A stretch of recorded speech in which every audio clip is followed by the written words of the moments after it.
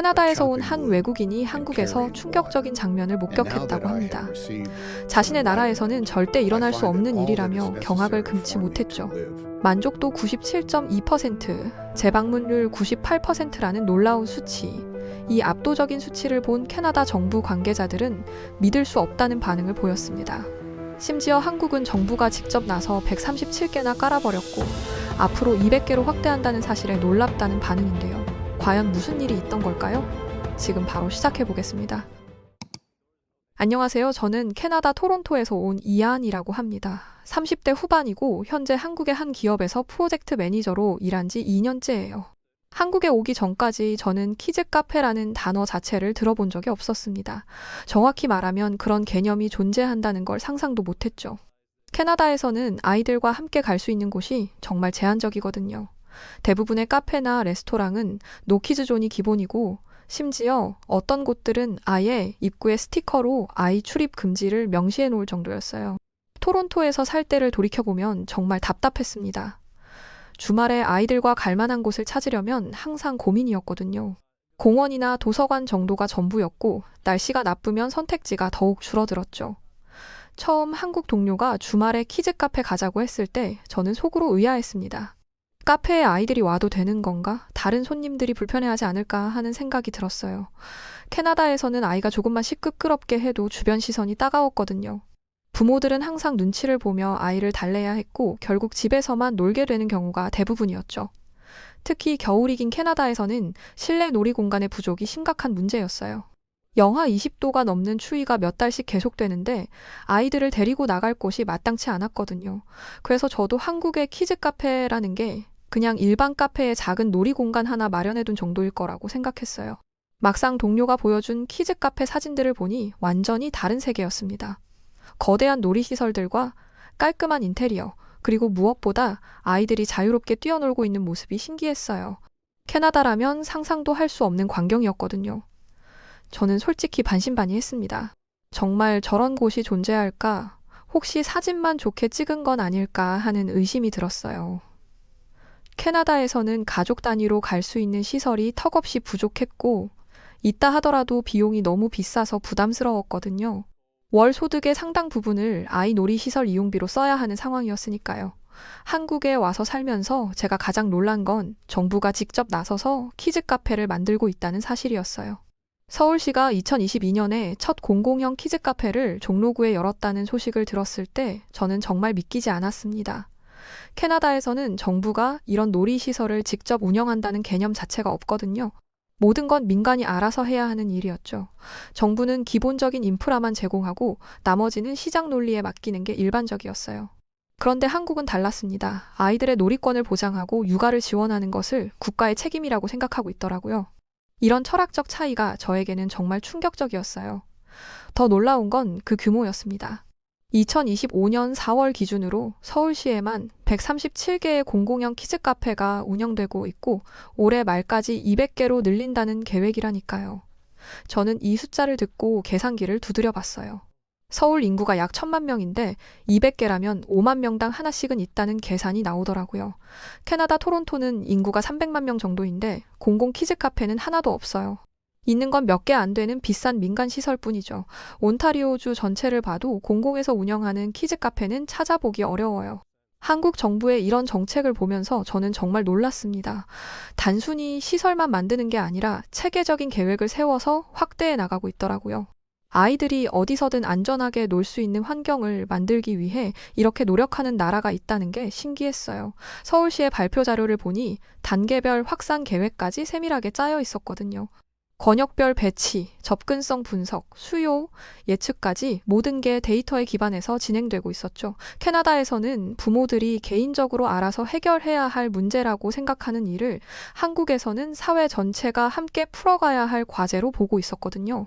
이런 사회적 합의가 정말 인상적이었습니다. 캐나다와 한국의 차이를 실감한 건 제 친구 마이클과의 대화에서였어요. 마이클은 토론토에서 두 아이를 키우고 있는데 한국 키즈 카페 이야기를 하니까 이런 반응을 보이더라고요. 정말 정부에서 운영하는 키즈 카페가 있다니까? 그것도 거의 무료로 어떻게 그런 일이 가능할까 신기하지? 저는 그때 깨달았습니다. 캐나다에서는 정말 상상할 수 없는 일이구나 하고 말이죠. 마이클의 표정을 보니 정말 믿기지 않는다는 게 역력했어요. 캐나다에서 아이들과 갈 수 있는 곳을 찾으려면 정말 고생이에요. 민간에서 운영하는 키즈존이 몇 개 있긴 하지만 입장료가 아이 한 명당 15달러에서 20달러예요. 한국 돈으로 치면 2만 원에서 3만 원 정도죠. 게다가 시설도 그리 좋지 않고 직원들도 별로 신경 써주지 않아요. 부모들은 비싼 돈 내고도 아이들 안전을 스스로 챙겨야 하거든요. 토론토에 있는 한 키즈존에 갔을 때를 기억해요. 입장료만 40달러를 냈는데 시설은 낡았고 직원은 한 명뿐이었어요.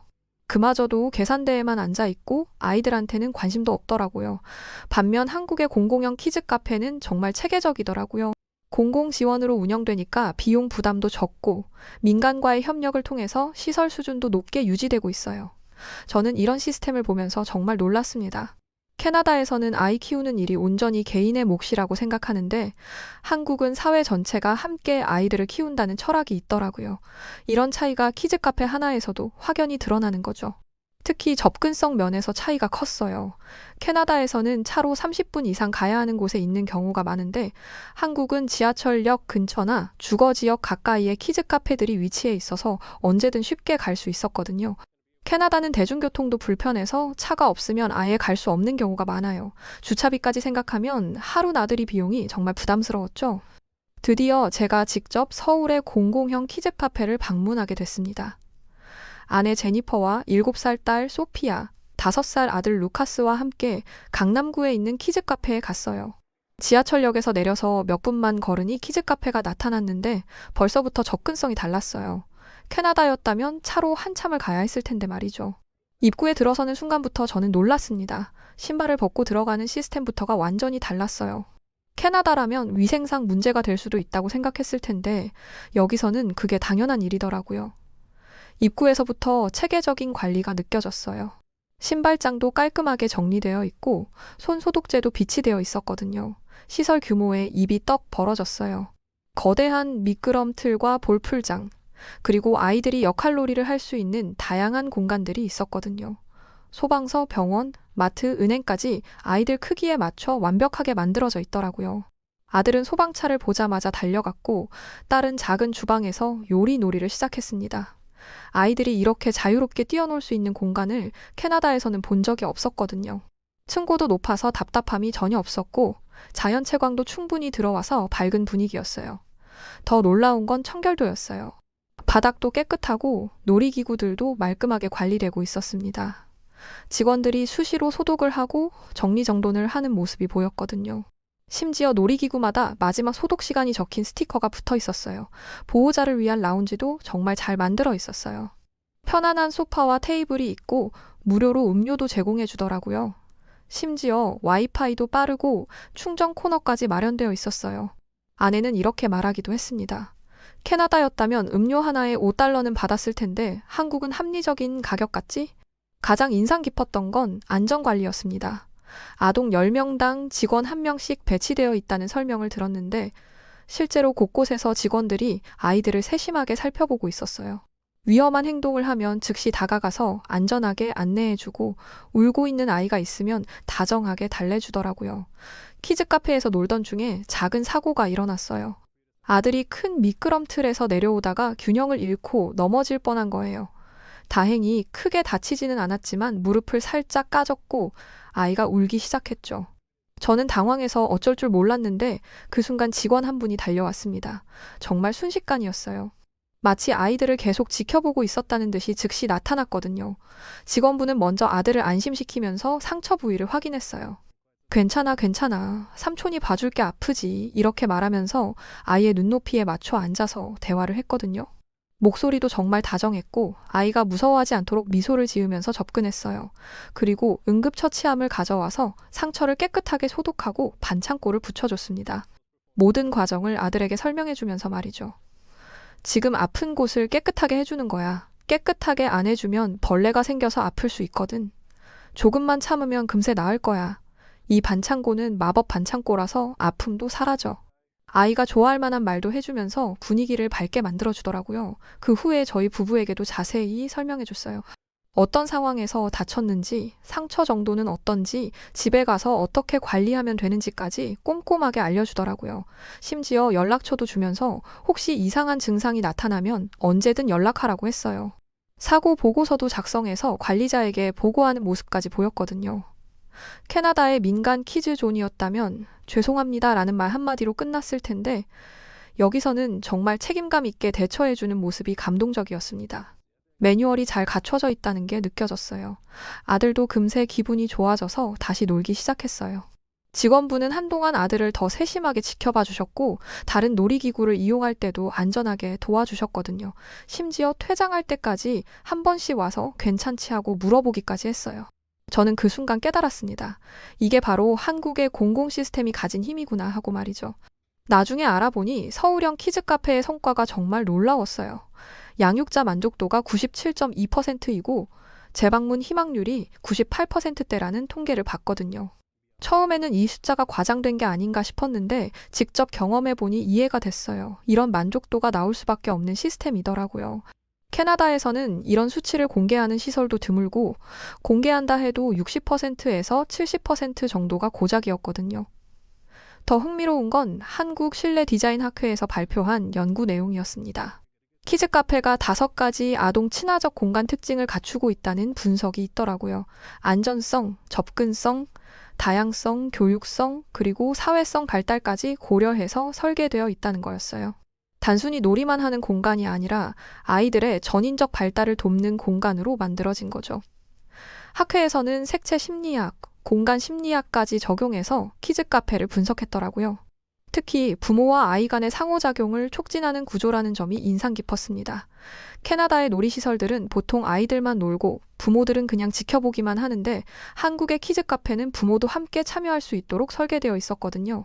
실제로 제가 아들과 함께 블록 놀이를 하고 딸과 역할 놀이를 할 수 있는 공간들이 충분히 마련되어 있었어요.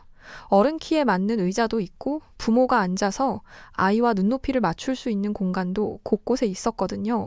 이런 체계적인 접근 방식을 보면서 저는 정말 놀랐습니다. 그냥 놀이시설 하나 만드는 게 아니라 아이들의 발달과 가족 관계까지 고려해서 설계한다는 게 대단했거든요. 캐나다에서는 상상도 할 수 없는 일이었죠. 이런 전문적인 연구와 데이터를 바탕으로 키즈 카페를 운영한다니 정말 체계적인 시스템이라고 생각했어요. 심지어 아이들의 연령별 발달 단계까지 고려해서 구역을 나누고 각 구역마다 적합한 놀이기구를 배치했다더라고요. 키즈 카페에서 가장 놀라웠던 건 다른 부모들의 모습이었습니다. 저는 처음에 아이들이 많으니까 시끄럽고 혼란스러울 거라고 생각했어요. 캐나다에서는 아이들이 많이 모이면 보통 통제가 안 되거든요. 부모들끼리 눈치를 보고 각자 자기 아이만 챙기느라 바쁘죠. 그런데 여기서는 완전히 달랐어요. 모든 부모들이 자연스럽게 안전수칙을 지키고 있더라고요. 한 아주머니는 제 아이가 놀이기구 순서를 기다리지 않으려고 하자 다정하게 말해주셨어요. 얘야, 줄을 서서 기다려야지. 다른 친구들도 놀고 싶어 한단다. 저는 처음에 당황했습니다. 캐나다였다면 다른 사람의 아이에게 이런 말을 하는 게 신뢰가 될 수도 있거든요. 자칫 간섭한다고 오해받을 수 있어요. 그런데 여기서는 그게 당연한 일이더라고요. 다른 부모님도 고마워하는 표정이었고 아이도 순순히 말을 들었어요. 또 다른 아버님은 제 딸이 높은 곳에 올라가려고 하자 위험해. 아빠한테 도움 요청해라고 말씀해 주셨어요. 자연스럽게 모든 어른이 모든 아이를 돌보는 분위기였거든요. 더 감동적이었던 건 직원들의 모습이었어요. 단순히 일하는 사람들이 아니라 정말로 아이들을 사랑하는 사람들 같았습니다. 한 직원분은 울고 있는 낯선 아이를 자기 아이처럼 달래주고 있었고 다른 직원분은 아이들과 함께 놀면서 진심으로 즐거워하는 모습을 보였거든요. 쉬는 시간에도 아이들과 이야기하고 이름까지 기억해서 불러주더라고요. 저는 이런 모습을 보면서 한국의 공동체 의식을 느꼈어요. 아내도 저에게 이런 말을 했어요. 여기 사람들은 정말 다른 아이들도 자기 아이처럼 생각하는 것 같아. 캐나다에서는 절대 볼 수 없는 풍경이야. 맞는 말이었습니다. 모든 어른들이 모든 아이들의 안전과 즐거움을 함께 챙기고 있었거든요. 이런 분위기에서 아이들도 더 밝고 예의 바르게 놀고 있었어요. 다른 아이가 다치면 같이 걱정해주고 놀이기구를 나눠 쓰는 것도 자연스러웠어요. 캐나다에서는 개인주의가 강해서 남의 아이는 남의 일이라고 생각하는 경우가 많은데 한국은 정말 다르더라고요. 며칠 후 회사 동료인 김 부장님과 이야기를 나누게 됐어요. 김 부장님은 60대 후반으로 손자가 둘 있으신 분이에요. 제가 키즈 카페 이야기를 꺼내자 김 부장님의 표정이 확 밝아지더라고요. 이한 씨, 우리 손주 데리고 키즈 카페 가봤는데 정말 세계 최고야. 내가 젊었을 때는 아이들 놀 곳이 정말 없었어. 놀이터도 변변찮고 실내에서 놀 수 있는 곳은 꿈도 못 꿨지. 여름에는 그나마 괜찮은데 겨울에는 정말 갈 곳이 없었거든. 그런데 이제는 손자들이 이런 좋은 곳에서 마음껏 놀 수 있다니 정말 감개무량해. 김 부장님의 이야기를 들으면서 저는 한국 사회의 변화를 실감했습니다. 60년대, 70년대를 살았던 분들에게는 지금의 키즈 카페가 정말 꿈 같은 일일 테니 말이죠. 우리나라가 정말 대단한 게 아이들을 위해서 이렇게 투자를 아끼지 않는다는 거야. 선진국이라는 게 바로 이런 거 아닌가? 다른 나라는 어때? 캐나다는 어떤가? 캐나다는 이런 시설이 거의 없고 있어도 너무 비싸요. 정부에서 직접 나서서 만드는 건 상상도 못해요. 세금을 많이 내는데도 아이들을 위한 시설은 턱없이 부족하거든요. 그렇지. 우리나라가 진짜 대단한 거야. 손자들 보면서 느끼는 건데, 이제 우리나라 아이들은 정말 좋은 환경에서 자란다고. 내 어릴 때와는 천지 차이야. 못 사는 나라에서 이렇게 잘 사는 나라가 된 게 하루 이틀 일이 아니지만 정말 우리 세대가 고생한 보람이 있어. 이한 씨는 모르겠지만 우리가 어릴 때는 장난감도 제대로 없었어. 공 하나 갖고도 하루 종일 놀았는데 지금 손자들은 이런 엄청난 놀이터에서 뛰어노니까 정말 격세지감이야. 김 부장님의 이런 말씀을 들으면서 저는 세대를 아우르는 한국의 발전을 느꼈어요. 과거에 어려웠던 시절을 기억하는 분들이 현재의 발전된 모습을 보며 느끼는 자부심이 정말 감동적이었거든요. 젊은 부모들도 좋고 아이들도 좋고 우리 같은 할아버지 할머니들도 손자 손녀 데리고 갈 곳이 있으니까 얼마나 좋은가. 이런 게 진짜 복지 아닌가 싶어. 김 부장님의 말씀에 정말 공감했어요. 단순히 시설만 좋은 게 아니라 온 가족이 함께 즐길 수 있는 공간이라는 점이 특별했거든요. 한국에서 2년을 살면서 많은 것을 경험했지만 키즈 카페만큼 저에게 큰 충격을 준 건 없었어요. 이건 단순히 놀이시설의 문제가 아니라 국가의 철학과 가치관을 보여주는 상징적인 사례라고 생각합니다. 한국은 아이들을 사회의 미래로 보고 그들을 위한 투자를 아끼지 않는 나라더라고요. 캐나다에서는 아이들을 위한 투자보다는 경제 성장이나 인프라 구축에 더 집중하는 경향이 있어요. 물론 교육비는 지원해주지만 일상적인 놀이와 여가를 위한 공간은 개인이 알아서 해결해야 할 문제로 여기죠. 공공과 민간이 협력하는 시스템도 정말 인상 깊었어요. 정부에서 기본 틀을 만들고 민간에서 전문성을 더해서 최고 수준의 서비스를 제공하는 구조였습니다. 서울시는 부지 제공과 기본 운영비를 지원하고 민간 업체는 전문적인 프로그램과 시설 관리를 담당하는 방식이더라고요. 이런 협력 모델을 통해 공공성과 전문성을 동시에 확보한 거죠. 게다가 2년마다 안전성 검사를 하고 정기 점검을 통해 품질을 관리한다는 것도 놀라웠습니다. 캐나다였다면 민간에 맡겨두고 끝이었을 텐데 한국은 지속적으로 관리하고 개선해 나가고 있더라고요. 안전기준도 까다로워서 소방시설, 응급처치 장비, 직원 교육까지 모든 게 체계적으로 관리되고 있었어요. 높은 만족도 통계와 키즈카페 확장 정책을 보면서 저는 한국의 미래지향적 사회복지 시스템에 대해 깊은 존경심을 갖게 됐습니다. 단순히 현재만 생각하는 게 아니라 10년, 20년 후를 내다보고 계획을 세우는 모습이 정말 대단했거든요. 저출산 고령화 문제까지 고려해서 아이 키우기 좋은 환경을 만들려는 노력이 정책 곳곳에서 느껴졌어요. 아이들이 건강하게 자랄 수 있는 환경을 만들기 위해 이렇게 체계적으로 접근하는 나라가 또 있을까 싶어요. 저는 이런 한국의 모습을 보면서 정말 많은 생각을 하게 됐어요. 캐나다의 부모들과 아이들을 생각하면 안타까워요. 왜 우리는 이런 시설을 만들지 못하고 있을까? 왜 정부는 이런 투자를 하지 않을까 하는 의문이 들었거든요. 한국에서 당연하게 누리고 있는 것들이 다른 나라에서는 꿈 같은 일이라는 걸 깨달았어요. 외국인인 저도 느낀 바로 한국은 어린이 복지와 가족 문화를 선도하는 나라입니다. 이 자랑스러운 대한민국을 응원합니다. 한국에서 살면서 가장 감동받은 건 이 나라가 아이들을 진심으로 사랑한다는 점입니다. 키즈 카페 하나를 봐도 그게 느껴지거든요. 한국 정부와 지자체가 육아 지원을 위해 얼마나 많은 노력을 기울이고 있는지, 민간과의 협력을 통해 어떻게 세계 최고 수준의 서비스를 만들어내고 있는지 정말 놀라웠습니다. 단순히 시설만 만드는 게 아니라 아이들의 전인적 발달을 고려한 프로그램까지 운영하고 있더라고요. 미술 수업, 요리 체험, 과학 실험까지 다양한 교육 프로그램이 키즈 카페 안에서 이루어지고 있었어요. 서울형 키즈 카페의 확산을 보면서 저는 한국의 저력을 느꼈어요. 불과 몇 년 사이에 이렇게 체계적인 시스템을 구축해낸다는 게 쉬운 일이 아니거든요. 다른 지자체들도 서울의 모델을 벤치마킹해서 각자의 특색을 살린 키즈 카페들을 만들어가고 있다더라고요. 부산은 바다를 테마로, 제주도는 자연을 테마로 한 키즈 카페들이 생기고 있다는 소식도 들었어요. 그리고 그 결과로 부모와 자녀 모두가 만족하는 안전하고 창의적인 놀이 공간이 탄생했죠. 이런 성과는 하루아침에 만들어지는 게 아니라 한국인들의 끊임없는 노력과 열정이 있었기에 가능한 일이라고 생각해요. 특히 한국의 행정력과 실행력에 정말 놀랐어요. 계획을 세우는 것에서 그치지 않고 실제로 빠르게 실행에 옮기는 모습이 인상적이었거든요. 특히 한국인들의 공동체 정신에는 정말 깊은 감명을 받았습니다. 처음에는 단순히 아이들을 위한 놀이 공간이라고 생각했던 키즈 카페에서 저는 완전히 새로운 차원의 문화를 체험했어요. 그 안에는 단지 미끄럼틀과 장난감, 놀이기구만 있는 게 아니었습니다. 오히려 그 공간을 채우고 있는 사람들의 태도와 마음가짐이야말로 진정한 핵심이었죠. 제가 가장 놀랐던 순간들은 제 아이가 잠깐 장난감에서 넘어졌을 때였죠. 단 3초도 지나지 않아 옆에 있던 낯선 어머니가 제 아이에게 다가와 괜찮냐고 물었고, 다른 아버지는 직원보다 먼저 물티슈를 꺼내 아이 손을 닦아주셨죠. 그 광경은 제게 너무나 낯설면서도 따뜻한 충격이었습니다. 피 한 방울 섞이지 않은 아이에게도 마치 자기 자식처럼 손을 내미는 모습, 그게 바로 한국이 가진 힘이라는 걸 알게 됐어요. 우리 아이만이 아니라 모든 아이가 우리의 아이이다. 이 말은 단순한 슬로건이 아니라 한국 사회에서 실제로 작동하는 삶의 방식이더군요. 아이가 울면 주변 엄마, 아빠, 할머니까지도 자연스럽게 관심을 보이고, 부모가 잠깐 화장실을 가도 다른 보호자들이 그 자리를 지켜주며 안심시켜줍니다. 이건 결코 당연한 일이 아니에요. 서구 사회에서는 상상조차 하기 힘든 광경입니다.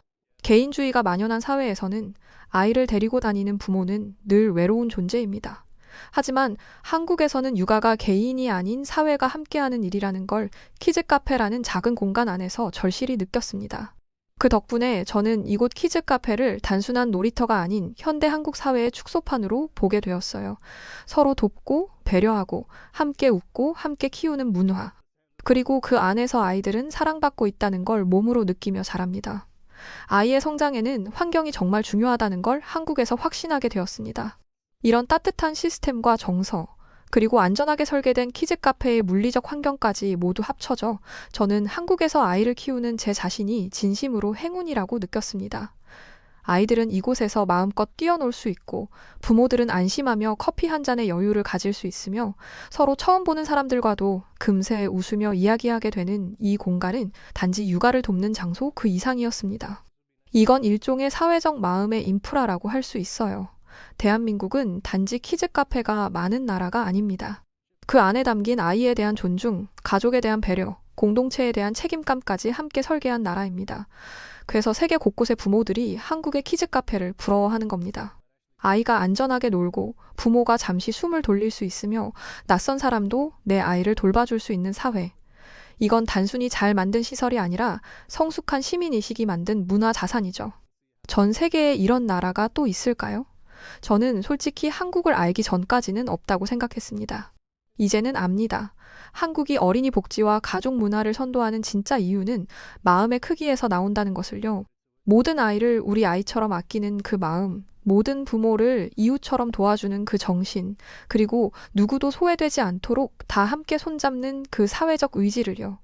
그래서 저는 한국인은 아니지만 한국이 정말 자랑스럽습니다.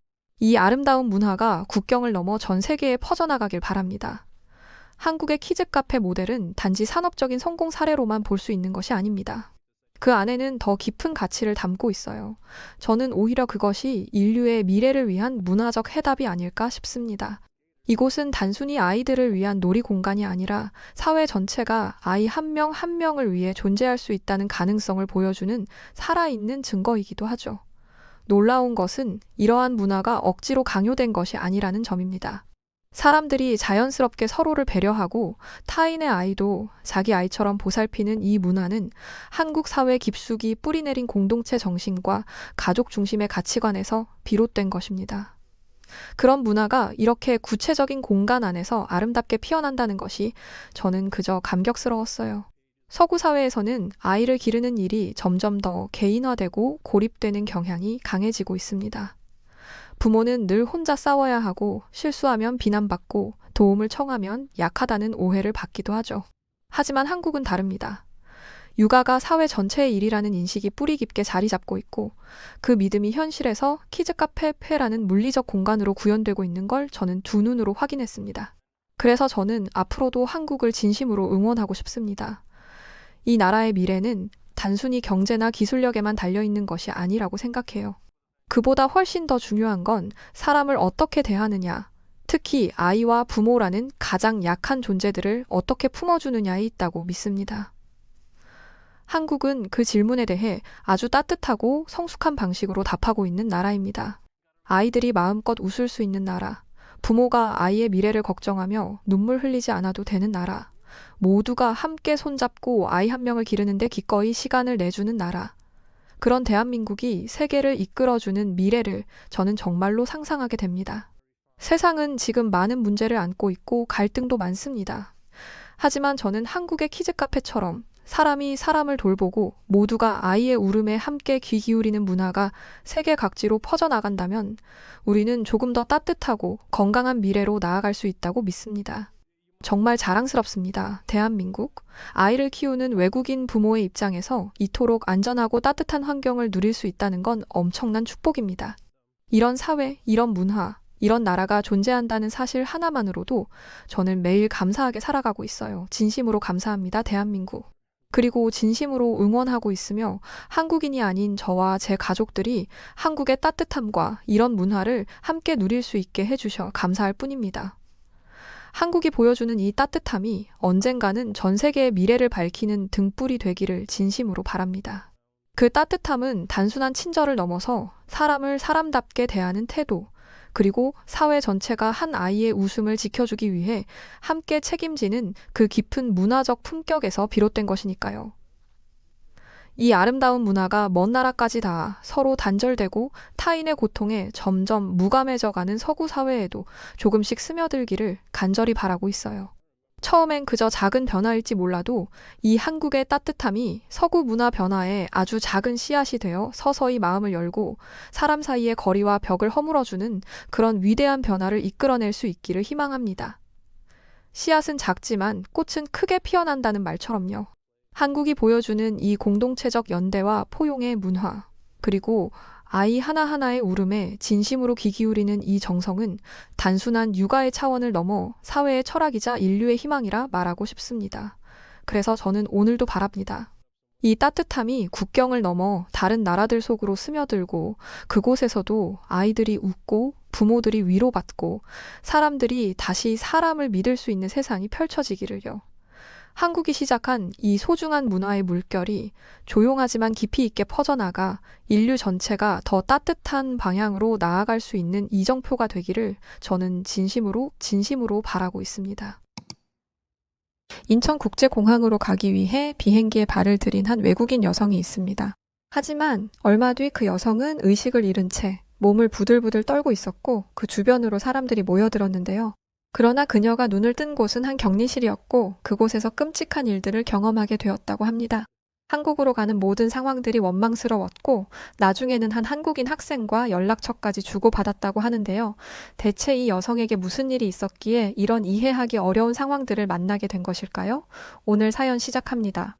안녕하세요. 저는 싱가포르에서 의류 디자이너로 일하고 있는 20대 후반 여자 니나 닉슨이라고 합니다. 저는 원래 프리랜서 디자이너로 일하고 있었는데 제 포트폴리오를 관심 깊게 본 회사에게 스카우트 됐어요. 게다가 이 회사에 들어오면 제 팀도 꾸릴 수 있도록 도와준다 하더라고요. 그런데 입사 후에도 자꾸만 팀 구성이 미뤄졌습니다. 20대 후반에 팀장이라는 직책을 단다는 게 흔한 일은 아니기 때문에 기다렸어요. 기뻐하시던 부모님의 모습이 자꾸만 눈앞에 아른거렸거든요. 저는 더 이상 참지 않았고 회사에 정식으로 항의했습니다. 이런 식으로 약속을 지키지 않는다면 그냥 회사를 그만두겠다고요. 그런데 저를 스카우트했던 인사 담당자는 무척 당황해하며 상황을 구구절절 설명하기 시작했습니다. 니나 씨, 기다리게 해서 미안해요. 그런데 우리가 새로운 팀을 만드는데 브레이크가 걸렸어요. 오랫동안 준비해온 한국 회사와의 협업이 결정이 됐는데 그 일을 할 팀을 만드는 게 우선이거든요. 이 말을 듣는데 기가 차더라고요. 한국 회사가 뭐, 한국 회사랑 일할 팀은 대충 꾸리면 되는 거 아닌가? 이 정도 규모 되는 회사에서 인력 보충하는 게 무슨 큰 문제라고 라는 생각도 들었죠. 저는 한국 담당 부서를 꾸리는데 왜 이렇게 오랜 시간이 걸리냐고 물었습니다. 그러자 생각하지도 못했던 얘기를 하더라고요. 아무나 쓸 수는 없잖아요. 저는 흠칫 당황했어요.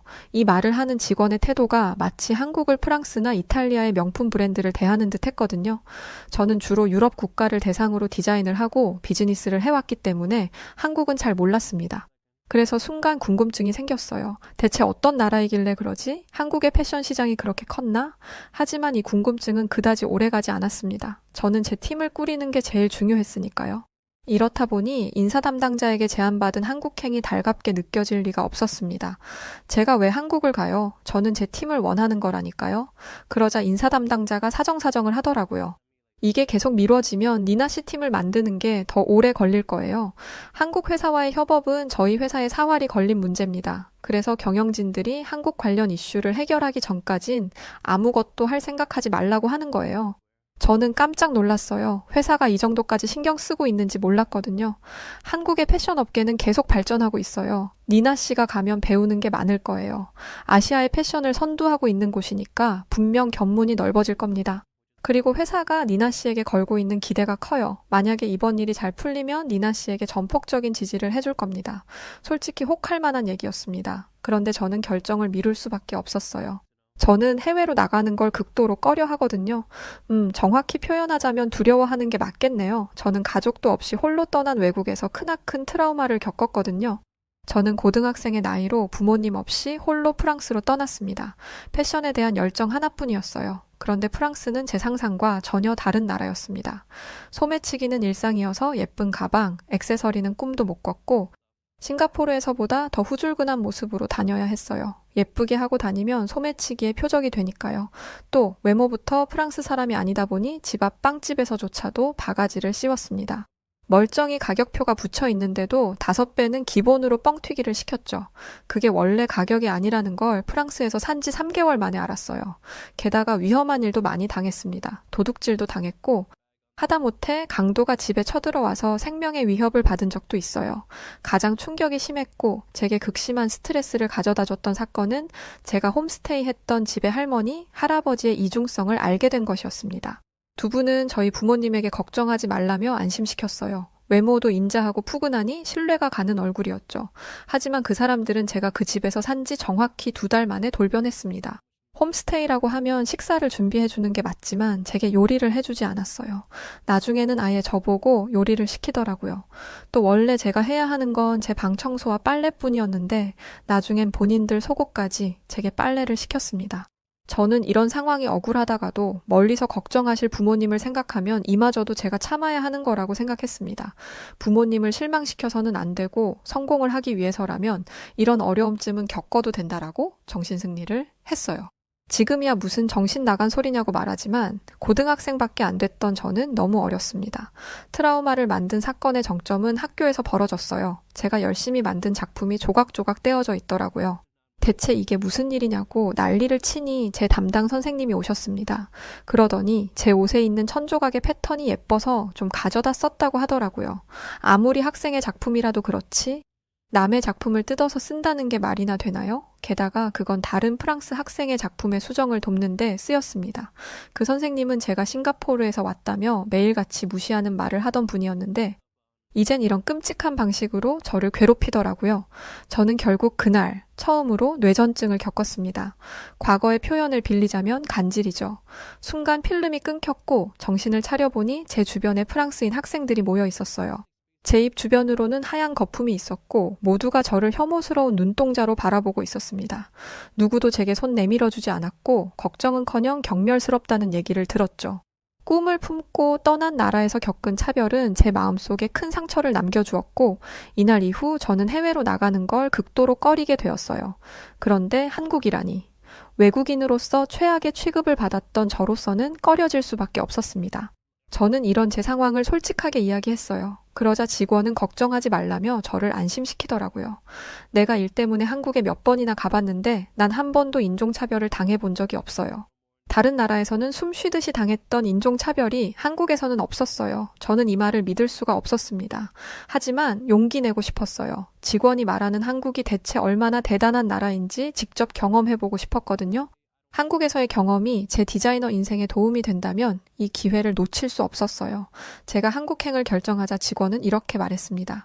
출장이기는 하지만 휴가 같은 출장이 될 거예요. 나를 믿어요. 니나 씨는 정말 행복한 경험을 하고 올 거예요.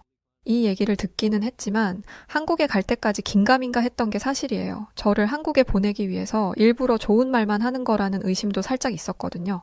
그래서 한국에서 험한 일을 겪지는 않을지 걱정을 하며 경유지에 도착했습니다. 그런데 얼마 지나지 않아 위기에 봉착하게 됐어요. 제가 도착한 경유지는 마카오였는데 뭔 사람이 이렇게 많은지 너무 시끄럽더라고요. 게다가 마카오에 도착한 중국인들의 소음이 저를 미치게 만들었습니다. 싱가포르에 와보신 분들은 아시겠지만 싱가포르는 조용한 분위기이고 법이 아주 강해서 소란을 피우거나 공공장소에서 문제를 일으켜서는 안 됩니다. 이런 곳에서 살다가 갑자기 커다란 소음을 마주했으니 갑자기 스트레스가 확 다가오더라고요. 게다가 비행기 시간을 놓칠 것 같은지 저를 이리저리 치고 다니는 바람에 체력적으로도 많이 힘들었어요. 바로 그때 숨이 가빠오면서 눈앞이 핑 돌더라고요.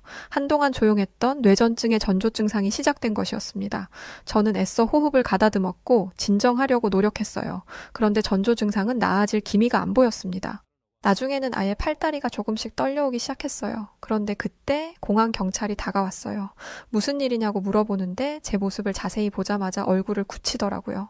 호흡도 제대로 못하고 몸을 바들바들 떨고 있으니 무슨 약이라도 한 건가 싶었나 보죠. 제가 뇌전증이 있다고 말했는데도 무작정 끌고 가려고 했습니다. 제가 먹는 약, 가져온 처방전을 가방에서 꺼내려고 하니 저를 제압하기까지 했죠. 이후로는 기억이 없어요. 결국 발작을 일으키며 넘어져 쓰러지고 만 거죠. 그런데 솔직히 사람이 쓰러지면 병원부터 데려가야 하는 거 아닌가요?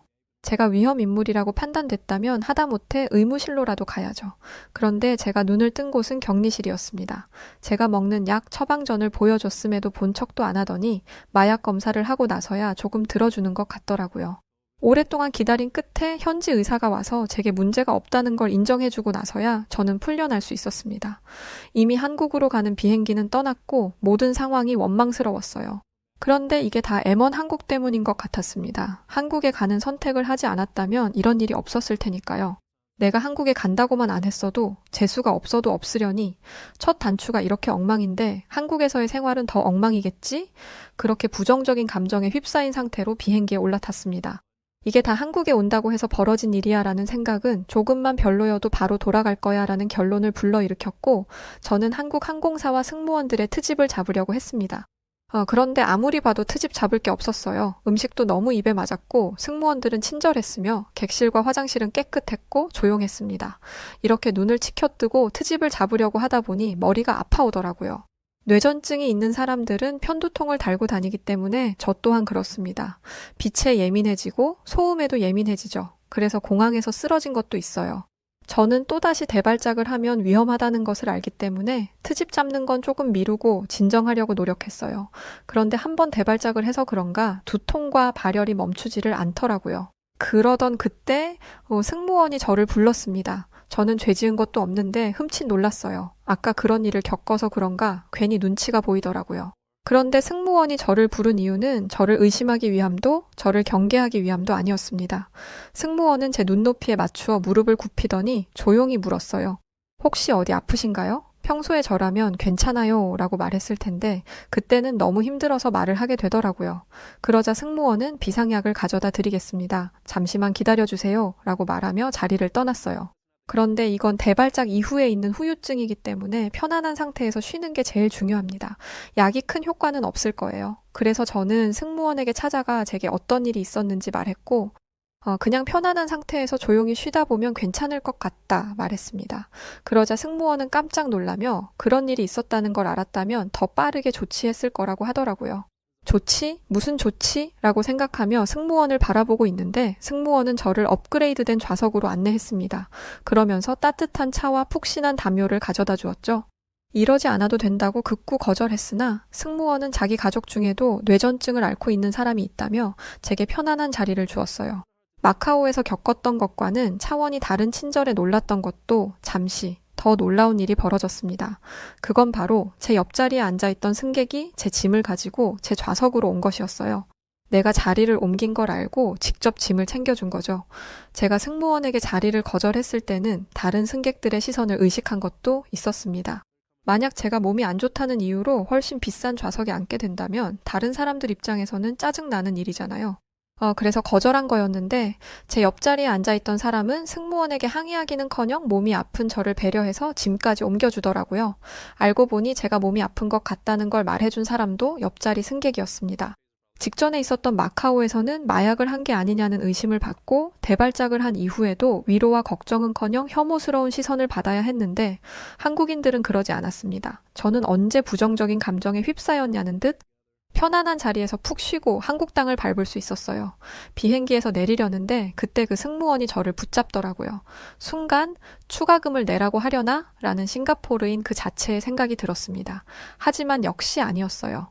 승무원은 저에게 쪽지 하나를 건네주었습니다. 그 쪽지에는 119라는 번호와 한국어로 된 문장이 적혀 있었어요. 그 승무원은 이렇게 말했습니다.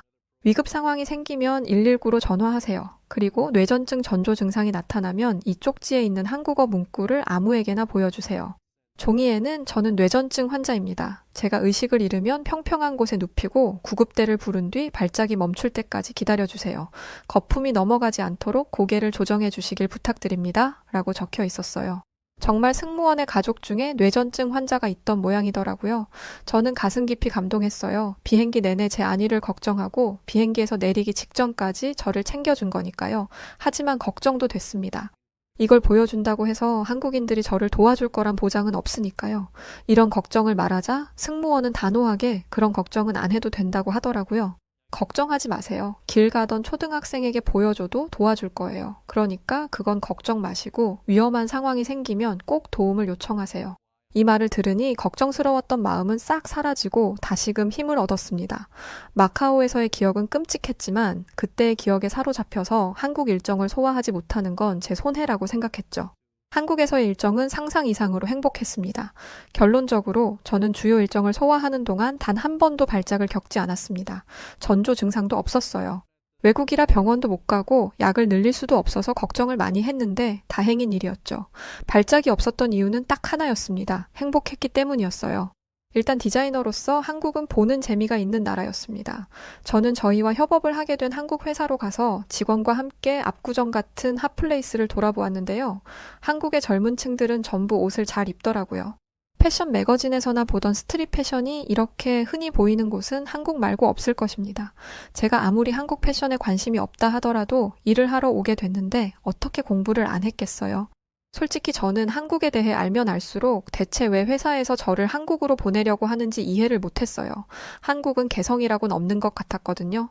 연예인들이 입는 옷들이 줄줄이 완판되고 획일화된 패션들만 있는 줄 알았습니다. 그런데 한국에 와보니 역시 무엇이든 직접 보는 게 정답이구나 싶더라고요. 한국의 진가는 이게 다가 아니었습니다. 일적으로 한국이 매력적인 나라라는 건 한국에 도착하자마자 알 수 있었어요. 그런데 한국에서 살고 싶다는 마음까지 생길 거라고는 상상도 못했습니다. 한국인 직원과 미팅을 하러 갔는데 신기하게도 한국은 카페에서 많이 만나더라고요. 저는 조금 곤란했습니다. 카페에서는 인터넷을 함부로 못 쓰니까요. 그래서 인터넷에 접속할 일이 없게 파일을 전부 프린트해서 가져갔어요. 그런데 저와 함께 일하는 직원은 노트북 하나를 덜렁 들고 오더라고요. 그러더니 카페에 오자마자 와이파이를 연결하는 게 아니겠어요? 저는 기겁을 하면서 말렸습니다. 대체 뭐 하는 거냐고요. 그러자 직원은 되려 저를 이상한 사람 보듯 하더라고요. 제가 놀란 데는 그만한 이유가 있었습니다. 싱가포르에서는 남의 와이파이에 접속했다가 걸리면 벌금을 물어요. 심하면 징역까지 살 수 있습니다. 컴퓨터 네트워크 무단 침입 및 해킹이라는 무시무시한 죄명이 붙어요. 처벌 수위가 약한 것도 아닙니다. 벌금이 최소 990만 원이고 3년 이하의 징역을 선고할 수 있죠. 그래서 싱가포르인들은 와이파이를 이용할 때 신중에 신중을 기합니다. 아무리 카페라고 하더라도 안 쓰는 게 안전하다는 주의예요. 그런데 카페 직원에게 물어보지도 않고 와이파이에 연결을 하다니 제가 기절할 듯 놀랄만 하죠. 제 사정을 들은 직원은 저만큼 깜짝 놀랐어요. 그러더니 믿을 수 없는 말을 하더라고요. 한국에서는 공공버스, 지하철, 하다못해 버스 정류장에서도 무료 와이파이를 쓸 수 있어서 괜찮아요. 싱가포르의 그 무시무시한 위법사항이 아니니까 걱정하지 마세요. 저는 직원의 말을 믿을 수 없어서 앞에 보이는 정류장으로 향했습니다. 그런데 세상에, 직원의 말이 사실이더라고요. 솔직히 무료라면 질이 좀 떨어지는 게 상식이잖아요. 그런데 한국의 공공 와이파이는 그런 것도 없었습니다. 제가 싱가포르에서 돈 주고 쓰는 인터넷보다 빠른 것 같았어요. 핸드폰 없이는 못 사는 저에게 이런 환경은 놀라움을 넘어 경악 그 자체였죠. 한국의 매력에 푹 빠지게 된 다음 계기는 제가 머물던 숙소 근처에서 있었습니다. 출출해서 야식이나 먹으려고 편의점에 갔는데 저는 그곳에서 또 한 번 충격적인 장면을 보게 되었어요. 대학생 정도로 보이는 학생들이 편의점 앞에서 맥주를 마시고 있더라고요. 싱가포르에서는 밤에 공공장소에서 술 마시는 게 금지되어 있습니다. 저녁 10시 반부터 오전 7시까지는 무조건 금지예요. 술을 사고 파는 것도 안 되고 먹는 것도 안 되죠. 만약 저녁 늦게까지 술자리가 필요하다면 정부의 허가가 필요하죠. 이것도 처벌 수위가 세요. 벌금이 98만 원에서 100만 원까지 나오니까요. 솔직히 저녁에 선선한 공기를 쐬면서 시원한 맥주 한잔 하는 거 누구나 가지고 있는 낭만이잖아요. 그런데 싱가포르에서는 이런 낭만을 시도해볼 생각조차 못했습니다. 그래서 한국에 온 김에 한번 시도해봤는데 역시 좋더라고요. 맥주 한잔 사서 시원한 공기 맞으며 간단한 주전부리를 한 입씩 먹는데 일하면서 생기는 스트레스가 싹 풀리는 기분이 들었어요. 그러면서 느낀 게 싱가포르의 법이 정말 과할 정도로 강하다는 생각을 하게 되었습니다. 아실지 모르겠지만 싱가포르에는 채찍질을 하는 태형이 아직도 존재해요. 맞아도 싼 놈들이 있다고 생각하지만 가끔은 너무 팍팍한 기준에 힘들기도 한 게 사실이에요. 익숙해지면 편하다고는 하지만 껌도 못 씹는 건 너무 과한 게 아닌가 하는 생각이 드는 게 솔직한 심정입니다. 하지만 그러면서도 동시에 이런 생각을 해요. 이렇게까지 규제를 하지 않으면 범죄나 위험이 존재하기 때문에 어쩔 수 없이 이렇게 강한 법이 유지되는 것이다. 이런 생각을 하고 나니 대체 한국은 왜 이런 강한 규제가 없는지 궁금하더라고요. 생각해보면 한국은 어딜 가든 안전했어요. 모든 길에 가로등이 켜져 있고 여자의 몸으로 홀로 밤길을 걸어 다녀도 전혀 무서운 게 없었죠. 즉 한국인들은 강력한 규제 없이도 깨끗한 도시를 유지하고 서로의 안전을 지키고 있었던 것입니다. 위험하지 않은 도시에서 살 수 있다는 게 얼마나 큰 행운인지 저는 너무나 잘 알고 있습니다. 앞서 말했듯 저는 어린 시절 외국에서 몹쓸 일을 많이 당했으니까요. 어딜 가든 주머니 털릴 걱정, 시비 걸릴 걱정을 하고 살아야 하는 외국도 많은데 동양의 작은 나라인 한국에서는 이런 걱정을 안 해도 된다는 게 너무 신기했습니다. 그렇게 몸 편히 마음 편히 일과 여행을 마친 후 공항으로 향하는 공항철도 아니었어요. 그곳에서 갑자기 뇌전증 증상이 나타나기 시작했습니다. 여행 내내 괜찮았는데 갑자기 이런 증상이 나타나서 너무 당황스러웠어요. 발작을 하면 병원에 가서 뇌전증 약을 바꾸거나 용량을 조절해야 하는데 외국이다 보니 병원에 가지 못해 적절한 조치를 취하지 않았던 게 화근이었던 거죠. 전조 증상이 없길래 싱가포르로 돌아갈 때까지는 괜찮을 줄 알았는데 낭패다 싶었습니다. 저는 그때 승무원이 주었던 쪽지가 생각났어요. 저는 그걸 제 옆에 앉아있던 사람에게 보여주었습니다. 그리고 그대로 의식을 잃었어요. 대발작이 시작되면 그 당시의 상황이 생각나지 않습니다. 의식을 잃고 거품을 문 채 몸을 벌벌 떨고만 있는 거죠. 그렇게 발작이 30분 이상이 지속되면 병원에 가야 하는데 다행히 그 정도는 아니었나 봐요. 눈을 뜨니 저는 여전히 달리고 있는 열차 안이었고 제 곁에는 몇 명의 사람이 남아 있었습니다. 그런데 제가 쪽지를 보여준 사람이 없는 거예요. 알고 보니 그 사람은 쪽지를 보자마자 같은 칸에 있는 사람들에게 의료업계에 종사하는 사람이나 뇌전증을 잘 아는 사람이 있는지 물었다고 합니다. 아주 다행히 의료업계 종사자가 있었고 그 사람에게 응급처치를 맡긴 후 자리를 떠났다고 해요. 솔직히 이런 일을 하면 고맙다는 인사 정도는 받고 싶은 게 당연한데 그 사람은 그런 것도 없이 도움을 줄 다른 사람을 찾았으니 다행이다 라는 말만 남기고 떠났다고 합니다. 이것만으로도 감사한데 마침 그곳에 의료업계 종사자가 있는 건 더 감사한 일이었어요. 그런데 이 사람은 제가 아는 외과나 내과 의사가 아니더라고요. 그 사람은 자신을 한의대 학생이라고 했습니다. 아직 전문의는 아니지만 뇌전증에 대해 알고 있어서 나섰다고 했죠. 저는 한의학이라는 것 자체를 처음 들어봤어요. 그래서 처음엔 그 사람이 저에게 했다는 응급처치를 이해하지 못했습니다. 무슨 혈자리를 자극해서 의식을 회복할 수 있도록 돕는다는 건데 마치 마법처럼 사람의 혈과 기를 뚫는다는 게 신기하더라고요. 나중에 와서 찾아본 건데 실제로 저와 같은 사람을 한의학으로 진정시킨 뉴스 기사가 남아있더라고요. 이 얘기를 들으면서 제 주변을 둘러보았는데 모든 위험한 물건이 치워져 있었습니다. 영무원과 승객들이 힘을 합쳐서 무겁고 위험할 수 있는 걸 다 치워준 것이었죠. 그리고 저를 직접 옮겨서 자신들이 벗어둔 외투 위에 올려두기까지 했습니다. 처음 보는 사람을 위해서 자기 겉옷을 바닥에 깔아주는 게 얼마나 어려운 일인지 다들 아실 거라고 생각해요. 게다가 신발까지 신은 상태로 몸을 떨고 입에서는 거품이 나오니 더러워질 게 뻔했습니다. 그럼에도 불구하고 제가 차가운 데서 고통받지 않도록 도와준 것이었어요. 외국에 나와서는 끔찍한 일들만 있었고 외국인들에게 무시만 당했던 제가 이런 따뜻한 관심과 위로를 받다니 감격스러웠고 또한 감사했습니다. 정말 한국에 와서 살고 싶었어요. 제가 울고 있으니 승객들은 혹시 어디가 더 아픈 거냐면서 진심으로 저를 걱정해 주었습니다. 저는 아니라고 저를 도와줘서 감사한 마음에 우는 거라고 말했습니다. 그런데 저를 도와주었던 한의대 학생은 그 말이 잘 믿어지지 않았나 봐요. 대발작 이후에는 회복하는데 시간이 걸린다며 직접 저와 공항에 가주었습니다. 본인은 2터미널, 저는 1터미널이었는데 저를 위해서 굳이 1터미널까지 와주었어요. 게다가 제 짐까지 들어주었죠. 그러면서도 자신이 아직 완전한 의사가 아니라서 이것밖에 조치를 못 취하는 게 아쉽고 미안하다고 하는 거예요. 저는 이것만으로도 충분하다고 말했지만 그 학생은 제가 쓰러진 상황에서 무기력함을 느꼈던 것 같습니다. 자신이 좀 더 전문적인 사람이었다면 빠르게 제 발작을 진정시킬 수 있었을 거라면서요. 사실 뇌전증 발작은 발작을 하는 시간이 길어질수록 뇌에 무리가 가거든요. 저는 이런 상황에서 예비의료 업계 종사자로서 책임감을 느끼는 모습에 깊은 감명을 받았습니다. 그리고 나도 내일에 이런 열정을 가지고 있는가라고 스스로를 점검했죠. 이 학생과의 만남은 제 커리어에도 큰 영향을 주었어요. 다시금 힘을 내서 일을 하게 되는 원동력이 되었죠. 그리고 그 학생에게 당신은 정말 좋은 의사가 될 거라며 응원하는 것도 잊지 않았습니다. 그리고 제가 만든 옷을 가장 먼저 선물로 주겠다는 약속을 하며 연락처를 주고받았습니다.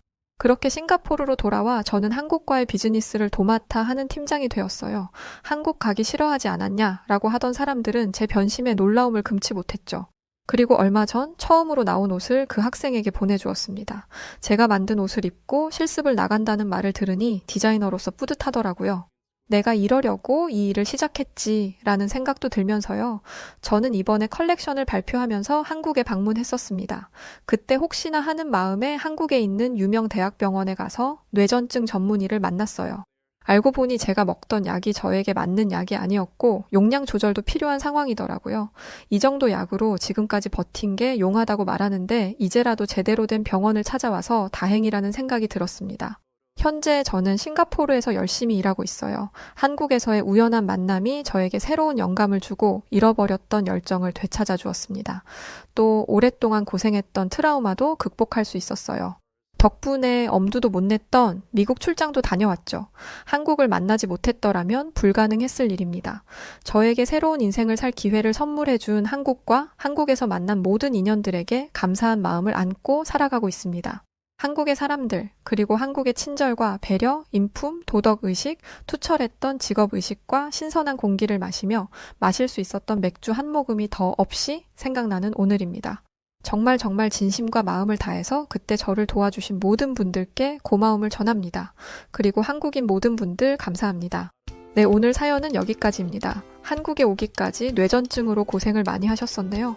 그런데 한국에서 이런 뜻깊은 경험을 하게 되셨다니 한국인 중에 한 사람으로서 매우 감사한 일이네요. 사연 보내주신 니나 닉슨 씨 정말 고맙습니다. 그리고 멋진 시민의식으로 친절과 배려를 보여준 우리 한국인 분들 모두 존경합니다. 자, 그럼 오늘 사연 어떻게 들으셨나요? 오늘 사연을 재밌고 즐겁게 들으셨다면 아시죠? 구독, 좋아요, 알림 설정 부탁드리고요. 그럼 지금까지 사연을 읽어드렸던 여우튜브 송은지였습니다. 저는 더 좋은 영상으로 다시 찾아뵐 것을 약속드리고요. 영상 끝까지 시청해주셔서 감사합니다. 그리고 우리 구독자 모든 분들 사랑합니다. 당신만의 여우튜브